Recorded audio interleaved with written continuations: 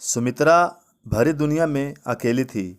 ऐसा भी नहीं था कि उसका कोई सगे वाला जीवित नहीं था। उसके दो बेटे थे और एक बेटी भी थी। बड़ा बेटा गोपाल, जो बहू के द्वारा कानाफूसी करने पर कब का उनसे अलग हो चुका था, और छोटा बेटा अजीत, जो गलत संगतों में पड़कर तबाह और बर्बाद हो चुका था। उसका जीना ना जीना एक समान था। अजीत कब घर आता और कब निकल जाता, इसका पता उसे भी नहीं रहता। कई बार नशे की लत के चलते कई कई दिनों तक वह घर से दूर रहता। बेटी तो फिर भी पराया धन थी, और पिछले 4-5 सालों में वह कभी कभार ही मायके आई थी। पहले पहल तो वह खूब आती रहती थी, मगर बाद में बरस बीतने पर माँ के प्रति मिलने का उत्साह भी कम हो गया था। घर की हालत तो एकदम खराब हो गई थी। दीवारें न जाने कब से रंग रोहन की मांग कर रही थी। कई जगह पपड़ियाँ जम गई थी, तो कई जगहों से प्लास्टर भी झड़ गया था और ईंटें बाहर को झांक रही थी। अतः देखने वाला सहजता से अनुमान लगा सकता था कि इस घर में रहने वालों की आर्थिक स्थिति कितनी जर्रर होगी। फर्नीचर के नाम पर टूटी फूटी 2 चारपाइयाँ, इसके अलावा एक लोहे की अलमारी थी जो जगह जगह से जंग खाई हुए थी। फर्नीचर और घर की इस दुर्दशा के लिए शायद सुमित्रा का छोटा बेटा ही काफ़ी हद तक जिम्मेदार था। घर का सामान धीरे धीरे उसके नशे की भेंट चढ़ गया था। केवल खाने पीने के कुछ छूटे फूटे बर्तन या रोज़मर्रा के इस्तेमाल की कुछ वस्तुओं को छोड़कर, इसके अलावा अलमारी के भीतर सुमित्रा जितना रख पाई थी बचा रह गया था। जब कभी तन्हाई में कमरे का दरवाज़ा बंद करके वह अलमारी के कपाट खोलती थी तो उन्हें यादें घेर लेती थी। अलमारी खोलते वक्त वह कमरे का दरवाज़ा शायद इसीलिए ही बंद करती थी कि कहीं अजीत की नज़र इस सामान पर पड़ गई तो यह सामान भी गायब न हो जाए। अलमारी को छूते ही पुरानी यादें तैर गई। सुमित्रा, कुछ पैसे जमा किए हो तो दे दो भाई, मेरा दोस्त विलायत जा रहा है। उसका सब सामान बिक चुका है, बस एक अलमारी ही बिकने को बाकी है। एकाएक उसके कानों में पति का स्वर गूंजा। आज लगभग 25 वर्ष हो गए हैं अलमारी को खरीदे। कितना कुछ बदल गया है इन 25 वर्षों में। अब ना तो उसके पति ही जिंदा हैं और ना ही उनका वह दोस्त जिससे उन्होंने अलमारी खरीदी थी। सुमित्रा ने मन में विचारते हुए एक ठंडी आह भरी। एकाएक पागलों की तरह दरवाज़ा पीटने की आवाज़ गूंजा। फटाफट अलमारी बंद कर उसमें ताला करने के बाद सुमित्रा ने चाबी साड़ी के पल्लू में बांध ली। क्या रे अजीत, दरवाज़ा तोड़ ही डालेगा क्या? दरवाज़ा खोलते ही माँ बेटे पर बरस पड़ी। नासपीटे, मैंने 1000 दफ़ा कहा है तुमसे, इस तरह दरवाज़ा मत पीटा कर। अरे माँ, ये सब छाती पर रख के ले जाएगी क्या? अजीत नशे में बिफरते हुए बोला। हमसे छिपा के अलमारी खोली जाती है रोज। कितना धन रखा है इस लोहे के पिटारे में? कल को ऊपर ही तो जाना है तुम्हें। जब हम मरेंगे तो तू कहीं नशे में धूत पड़ा होगा, खबर भी नहीं होगी तुझे। पड़े पड़े सड़ जाएगी माँ की लाश। अजीत सुन के अनसुना करके नशे की हालत में लड़खड़ाता हुआ अपने कमरे में चला गया। तो सुमित्रा को बेटे के भविष्य की चिंता सताने लगी। क्या होगा इस लड़के का? कल को कैसे खाएगा? हमेशा से ऐसा तो नहीं था। गलती हमारी ही है जो इसे बिगड़ जाने दिया। अपने आप से बतियाते हुए सुमित्रा अतीत में खो गई। सुमित्रा, मैंने कई बार कहा है तुम लड़के का पक्ष ना लिया करो। लड़का हाथ से निकलता जा रहा है। सुमित्रा के कानों में उसके पति का स्वर गूंजा। क्यों, क्या हुआ जी? सुमित्रा ने पूछा। आज स्कूल गया था मैं, तो पता चला कि अजीत महाराज कई दिनों से स्कूल ही नहीं जा रहे हैं। अपने आवारा दोस्तों के साथ सारा दिन मटर गश्ती किया करते हैं, सिनेमा देखते हैं। पिछले महीने से फीस भी नहीं भरी है। देखो जी, बच्चा है, प्यार से समझाओगे तो समझ जाएगा। नहीं, आज हमको मत रोकना सुमित्रा, आज मैं इसे सुधार कर ही रहूँगा। उस रोज़ अजीत को इतना पीटा गया, यदि माँ बीच में नहीं पड़ती तो शायद बेटे के प्राण ही चले जाते। अब मार ही डालिएगा क्या? अजीत को अपने पल्लू में छुपाते हुए सुमित्रा बोली। ज़रूरत पड़ी तो जान से भी मार डालेंगे। उनके स्वर में आक्रोश था। मार ही डालना है तो पैदा क्यों किया था? सुमित्रा ने पति के क्रोध को कुछ शांत करने की गरज से कहा। ऐसी औलाद से तो हम बे औलाद ही अच्छे थे। डंडा जमीन पर पटक कर वे दूसरे कमरे में जाकर रोने लगे। उस रोज़ उन्होंने भोजन भी नहीं छुआ और दर्द से रात भर सिसकता रहा था मेरा बेटा। रात भर जाग कर समझाती रही थी सुमित्रा। वैसे दिल के बुरे नहीं हैं तुम्हारे पिताजी, क्यों गुस्सा दिलाते हो उन्हें? क्यों नहीं उनका कहना मानकर अपने बड़े भाई की तरह सही ढंग से पढ़ाई करते हो? मगर मार खाने के कुछ दिन बाद फिर वही हाल। बाप ने भी हार मानकर पल्ला झाड़ लिया। पिटाई ने उसे ठीठ बना दिया और आवारा दोस्तों ने नशेड़ी। आज 35-36 की उम्र में ही अजीत 60 साल का बुढ़ा दिखाई देने लगा था। बिखरे हुए लंबे बाल, जिनमें आधे से ज़्यादा सफ़ेद बाल थे, बढ़ी हुई दाढ़ी, नशे में लाल धसी हुई आंखें, अस्त व्यस्त बदबूदार मैले और फटे हुए कपड़े जिन्हें सुमित्रा ही सिलती और धोती थी। लाख कहने और समझाने पर ही वह कपड़े बदलता था। सुमित्रा अपने सोच में डूबी हुई थी, तभी अम्मा जी कहकर गोपाल कमरे में दाखिल हुआ।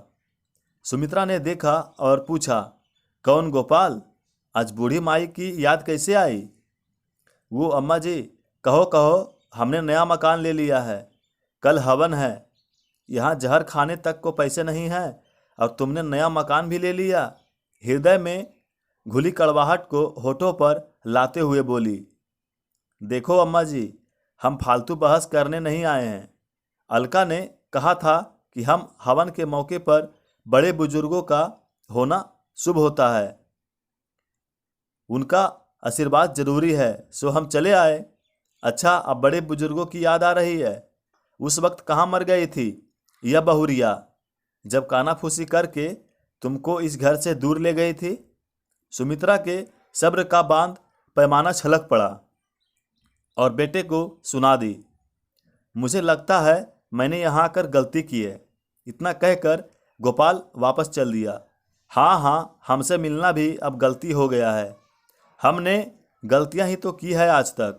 माँ बेटे की तरफ पीट करके बड़बड़ाने लगी। पहली गलती तुझे जन्म दे के, दूसरी गलती तुझे अपना पेट काट कर पढ़ा लिखा के की, तीसरी गलती तेरी शादी करके, चौथी गलती वह वापस बेटे की ओर पलटी तो देखा कमरे में कोई नहीं था। गोपाल कब का जा चुका था। ये वही बड़ा बेटा है जो 6-7 बरस पहले घर छोड़ के चला गया था। आखिरी बार तब आया था जब दूसरे बच्चे का नामकरण संस्कार था, आज से लगभग 5 बरस पहले। उस रोज़ भी वह न्योता देने ही आया था। यादों की खुली खिड़की से सुमित्रा फिर अतीत के दिनों में झांकने लगी। अम्मा जी, कल मुन्ने का नामकरण है, आपको ज़रूर आना है, गोपाल ने बैठते हुए कहा। उसके हाथ में पानी का गिलास था। मिल गई फुर्सत हमें न्योता देने की? क्या मतलब? मोहल्ले भर के पहले ही सब खबर है और हमें आज बताया जा रहा है। अम्मा, आपको तो लड़ने का बस बहाना चाहिए। आपकी इसी आदत से तंग आकर हमने ये मकान छोड़ा। वाह बेटा वाह, खूब चल रहा है बहू के कहने पर। और क्या क्या सिखाया है तुम्हें बहू रानी ने? माँ, तुम भी छोटी छोटी बातों को लेकर अलका के पीछे हाथ धोकर पड़ गई हो। 2 दिन न हुए उस कलमोही को आए, जन्म देने वाली माँ को लड़ाकू बता रहे हो? शाबाश बेटा, इसीलिए पैदा किया था तुमको। हे अजीत के बापू, हमको भी अपने पास बुला लो।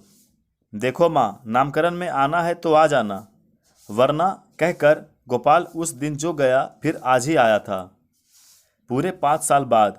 इन 5 सालों में एक बार भी बूढ़ी माँ की याद नहीं आई।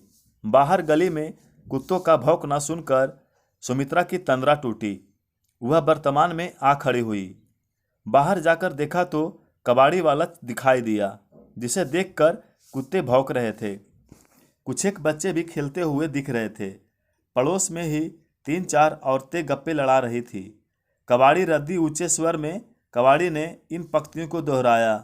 बगल में पड़ा एक ईंट का टुकड़ा उठाकर उसने कुत्ते के झुंड के बीच फेंक दिया। कुत्ते तितर बितर होकर भागे। पीछे पीछे रेहड़ी पर साग सब्जी लिए कोई दूसरा भी गली में घुस आया। अब दूर से आती उसकी आवाज़ गली में गूंजने लगी थी। ताज़ा सब्जी ले लो, घिया, गोभी, टमाटर, टिंडा, आलू, प्याज ले लो। आओ ना सुमित्रा बहन, सारा दिन घर में बैठी रहती हो, कभी हमारे साथ भी बैठा करो। गप्पे हाँकती हुई एक पड़ोसन बोली। क्या करूं, कहीं भी उठने बैठने की इच्छा नहीं होती, कहकर सुमित्रा उन औरतों के बीच जा बैठी। गोपाल किस लिए आया था? कुछ उखड़ा सा लग रहा था। हमने दुआ सलाम की तो कोई जवाब नहीं दिया उसने। बड़ी जल्दी में था शायद। नया मकान लिया है, कल हवन करवा रहा है, मुझे बुलाने आया था, सुमित्रा ने भारी मन से कहा। ये तो खुशी की बात है। कब लिया नया मकान? कौन सा यहाँ रोज आता है वो, जो मैं उसके बारे में कुछ बता पाऊँ? सुमित्रा की बात में हल्का चिड़चिड़ापन और गोपाल के प्रति क्रोध छलक रहा था। जैसे वह तुम्हारे लिए अजनबी, वैसे ही वह मेरे लिए भी अजनबी। पूरे 5-6 बरस बाद आया था। हाय राम, क्या जमाना आ गया है। सगा बेटा भी माँ की सूध बूध नहीं लेता। पड़ोसन ने ऐसा कहा तो सुमित्रा की रुलाई फूट पड़ी। वातावरण में दुख और वेदना की लहर दौड़ गई। क्या करूं यशोदा, मेरे तो भाग ही फूटे हैं। दुनिया जहां में अकेली रह गई हूं, सबसे अलग थलग पड़ गई हूं। क्या हम नहीं जानते तुम्हारा दर्द सुमित्रा बहन? जब तक भाई साहब जिंदा थे क्या रौनक रहती थी। यशोदा ने सुमित्रा की दुखती रग पर हाथ रखते हुए कहा। और आज देखो, मरघट सा सन्नाटा छाया रहता है। क्या तुम जाओगी गोपाल के यहाँ हवन में? दूसरी पड़ोसन बोली। मैं तो उन लोगों के लिए मर चुकी हूँ, फिर भी माँ होने के नाते तुम्हें जाना चाहिए। ठीक है, देखूंगी, तबीयत ठीक रही तो, कहकर सुमित्रा ने बात टाल दी। हमें ही देख लो, संतान का कितना सुख मिल रहा है। 2 बेटे हैं, एक शादी होते ही बहू के साथ निकल गया तो दूसरा ऐसा बिगड़ा कि पक्का नशेड़ी हो गया। कमाना तो दूर, उल्टा घर के बर्तन भी बेच दिए हैं उसने। बोझ बन गया है मुझ पर। कल को मैं गुजर गई तो भूखों मरेगा। अपनी अपनी किस्मत है। हमारे बच्चे तो अभी ठीक रहते हैं, पर आगे चल के पता नहीं, यशोदा ने कहा। ए बुढ़िया, कहाँ मर गई? बुढ़िया, घर के भीतर से अजीत का तेज स्वर सुनाई पड़ा। कैसे पुकार रहा है, यशोदा ने कहा। शायद नशा टूट गया है और भूख लग गई है कमबख्त को, सुमित्रा ने उठते हुए कहा। बताओ, माँ कहकर नहीं पुकार सकता था? यशोदा बोली। क्या करे बहन, अपने कर्म है, शायद पिछले जन्म का कुछ भुगतान रह गया है। चलते चलते सुमित्रा बोली और घर में प्रवेश हो गई। बुढ़िया, कहाँ मर गई थी? कब से गला फाड़े चिल्ला रहा हूँ। भीतर खड़ा बेटा माँ को देखते ही बरस पड़ा। सारा दिन गप्पों में गुजार देती है, खाना क्या तेरी बाप बनाएगा? मुझे जोरों की भूख लगी है। बेटा, तुम्हारी नौकरी नहीं हूं मैं, समझे? आंखें किसी और को दिखाना। सुमित्रा ने भी रौद्र रूप धारण कर लिया। मुझे ही नोच कर खा लो तो चैन पड़ जाएगा। बहुत कमा कर लाया है ना बेटा, जो पकाती फिरूं।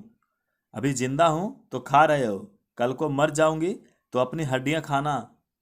ज़्यादा मत बोल बुढ़िया, खाना पका, अजीत ने रौब झाड़ते हुए कहा। खिचड़ी पकी हुई है, अंदर पतीले में रखी हुई है।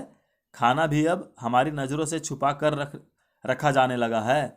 अच्छा, तेरी नज़रों के सामने रख दूं ताकि घर में 2-4 बर्तन जो बचे हैं तेरे नशे की भेंट चढ़ जाए।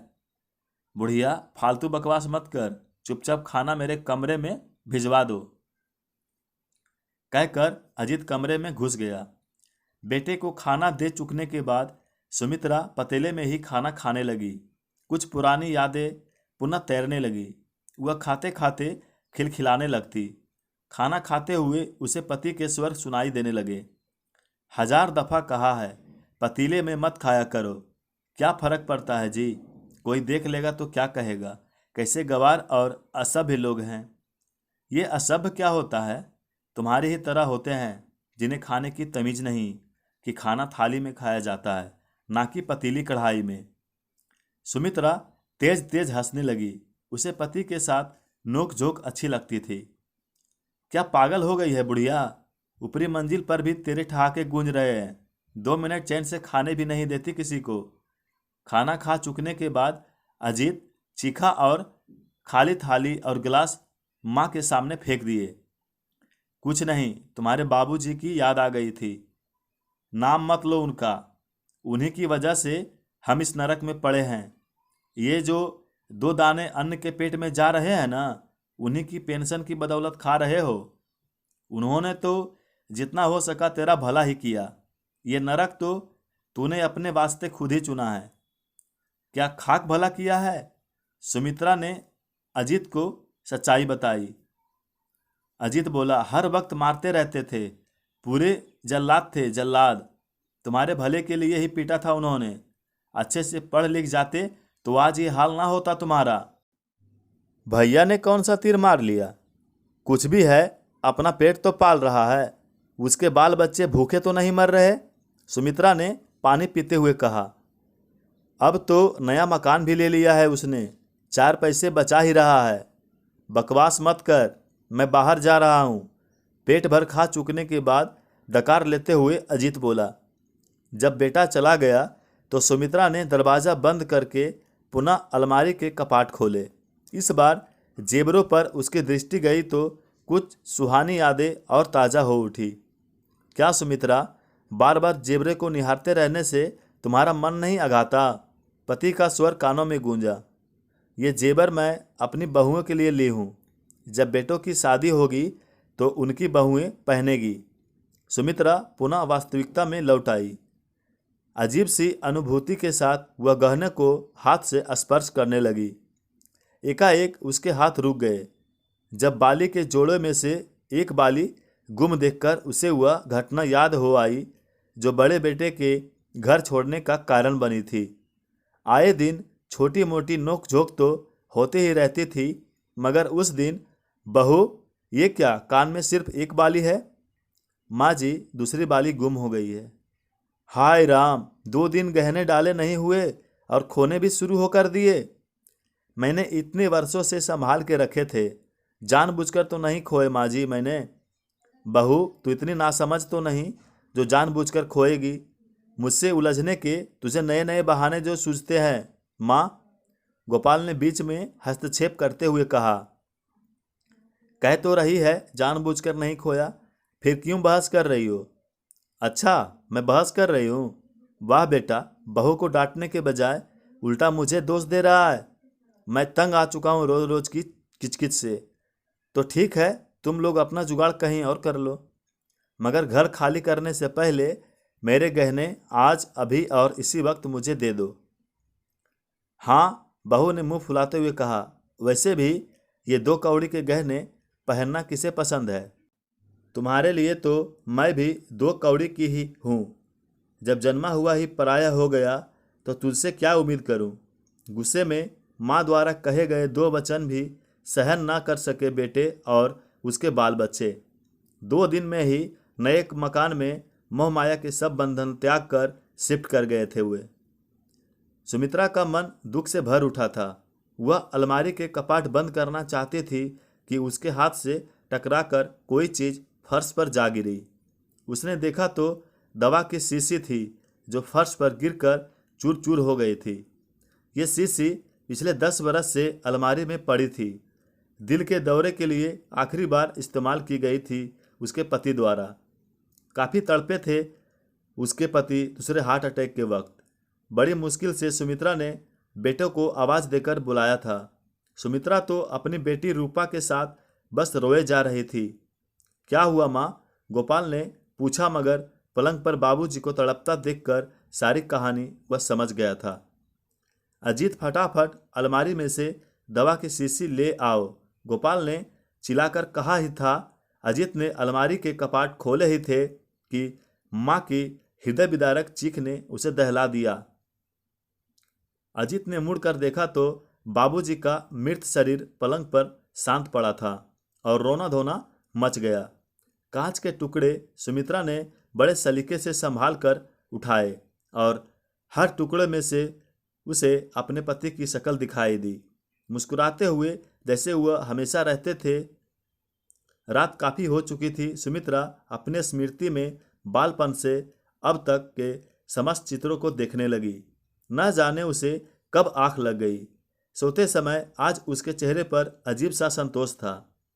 अगले दिन मोहल्ले में कोहराम मचा हुआ था। पूरे मोहल्ले भर के लोग सुमित्रा के घर के बाहर जमा थे। सुमित्रा अपना देह त्याग चुकी थी, चली गई। मोहल्ले वाले आपस में कह रहे थे, बेचारी पति के जाने के बाद कभी चैन की नींद नहीं पाई, आज आखिरी दिन चैन की नींद पा ही गई।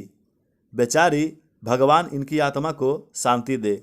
दोस्तों, किसी की ज़िंदगी में दो दो बेटे होने के बाद भी उसे सिर्फ अकेलेपन से गुजरना पड़े तो वो कब तक जीवित रह सकती है। जब तक सुमित्रा जी के पति जिंदा थे तब तक कोई तकलीफ नहीं थी, लेकिन पति के देहांत के बाद उनका जीना ना जीना इससे किसी बेटों को मतलब नहीं थी। इसीलिए सुमित्रा ने अपने प्राण त्याग दिए। दोस्तों, एक मजबूर माँ की ये दुख भरी कहानी आपको कैसी लगी? अपनी प्रतिक्रिया जरूर दें। धन्यवाद।